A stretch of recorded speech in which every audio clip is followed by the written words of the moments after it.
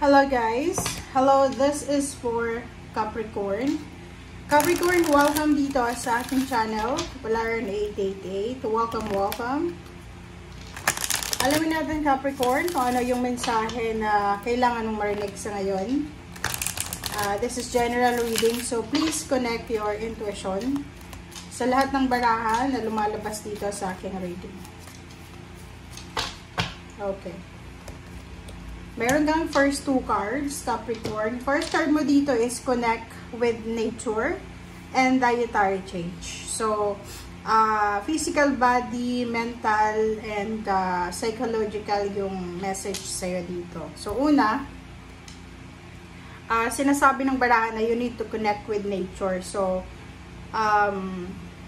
kailangan mo daw na mag-spend time sa nature. Kailangan mong lumabas. Maybe masyado ka ng busy, masyado ka ng suffocated sa city, or pagod ka na ba, exhausted ka na, drain na yung energy mo kasi kailangan mo ng rejuvenation, kailangan mo ng purification or yung pure air, diba?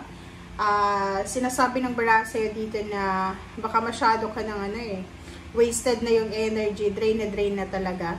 Kailangan mo ng bakasyon, okay? So, pwedeng sinasabi ng barahan na baka kailangan mo nang umuwi ng probinsya or maghanap ka ng lugar na medyo malapit sa dagat, may tubig, may mga kahoy sa bundok, pwedeng hiking, basta magpainit sa araw, masyado ka na bang maputi na parang anemic na. So, connect with the nature. Okay? Next card natin, Capricorn, is dietary change. Sinasabi ng baraha dito na kung mag-i-improve daw yung diet mo, your life will also improve. So, parang pwedeng nakatira ka sa ibang bansa. Baka hindi ka lumalabas ng bahay, or pwedeng nakatira ka sa northern part of the world na tawag dito, hindi masyadong mainit or hindi masyadong parang gloomy yung temperature or yung environment na kain ka lang ng kain, ganyan. So, sinasabi ng baraha sa'yo na ito yung importanteng mensahe na kailangan mong marinig, na kailangan mong alagaan ang sarili mo.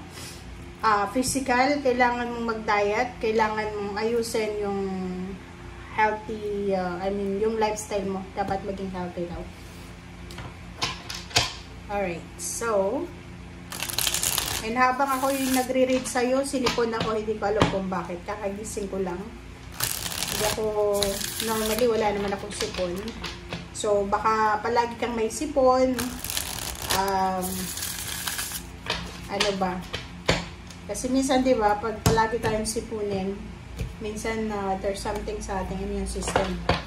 So, patingin ka sa doktor kung may nararamdaman ka.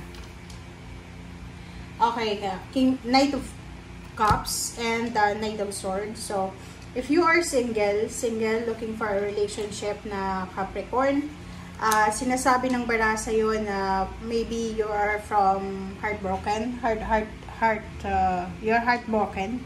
Pasensya na. Sinipon tuloy ako guys. Hindi ko alam kung bakit. Para ata to sa inyo eh. So, if you are parang sad, lonely, alone, feeling hopeless, helpless. Galing ka sa relationship na hindi nag-work, parang ganun. So, dito sinasabi ng bara sa'yo na isang posibleng pagkakataon ang ibibigay sa'yo ng universe.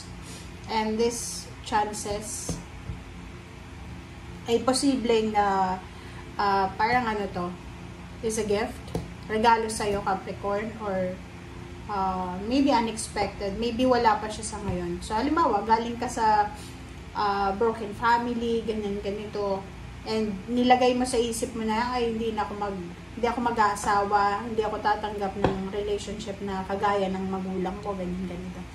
But, sinasabi ng bara dito na isang relationship ang posibleng papasok sa buhay mo. Kung babae ka, may magkakagusto sa'yo, may manliligaw sa'yo na pwede siyang maging rason para mag-heal ka sa mga past relationships mo or sa past pain. Okay? anxiety. So, nakikita natin dito na may Capricorn na ina-anxiety kayo for several months siguro or for several days. But ngayon, yung Nine of Swords dito tsaka creativity, sinasabi na sobrang excitement yung nararamdaman nyo ngayon is because napagtagumpayan nyo yung anxiety na yan. So, comment down below doon sa mga Capricorn na dati hindi makatulog sa gabi sa dami-dami yung iniisip. But now, sinasabi ng barahan na you overcome it. Okay? Nasa 10 of Swords na siya. Tapos na. So, nasa recovery ka na ngayon. And, sinasabi ng barahan sa'yo dito na ihanda mong sarili mo, Capricorn, because there's a good news, there's a communication, information na darating sa'yo na pwede talagang mag-heal sa lahat ng sugat na nararamdaman mo. Okay. Ay, kita ko sa'yo dito, especially yung Capricorn na gustong-gusto niya lang makalipat ng trabaho. Gusto niyang ma-promote, gusto niyang lumipat ng lugar kasi hindi na siya masaya eh. Nakikita ko sa'yo dito na isang exciting na offer or balita ang matatanggap mo na pwedeng magdala sa'yo ng pag-asa. Kasi minsan, di ba, pag hindi ka na masaya sa sitwasyon, sa lugar, akala mo wala ng pag-asa. Okay, 3 of Pentacles and Page of Cups. So, nakikita ko sa'yo dito na isang offer din, like maybe job offer or isang anong tawag dito? O-offeran ka siguro ng skills training, parang ganon. Like, halimbawa, bagong trabaho siya. So, kung nag-a-apply ka sa bagong trabaho, the company, the management will offer you parang skills training, skills assessment, parang ganon. Para ma-improve yung skills mo, para mapakinabangan ka ng company. Parang ganon. The High Priestess, sinasabi ng baraha dito na ipakita mo na kung ano yung dapat mong ipakita. Lalo dun sa mga first timer na Capricorn, kung nag-a-apply ka ng trabaho, ipakita mo na kung gaano ka kagaling sa trabaho.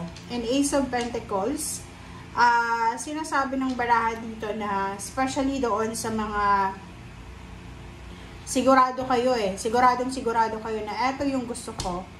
Make sure na ibigay nyo na yung 101% nyo. Kasi minsan, di ba, minsan hindi nyo masyadong tinotodo na akala ng mga katrabaho nyo, petics lang kayo. So, sinasabi ng baraha sa'yo dito na alam mo kung anong ginagawa mo. Kung alam mo kung anong ginagawa mo, yun, give it 100%. Okay, so yun lang yung message na nakikita natin ngayon. Short message lang tayo. Thank you guys. Bye!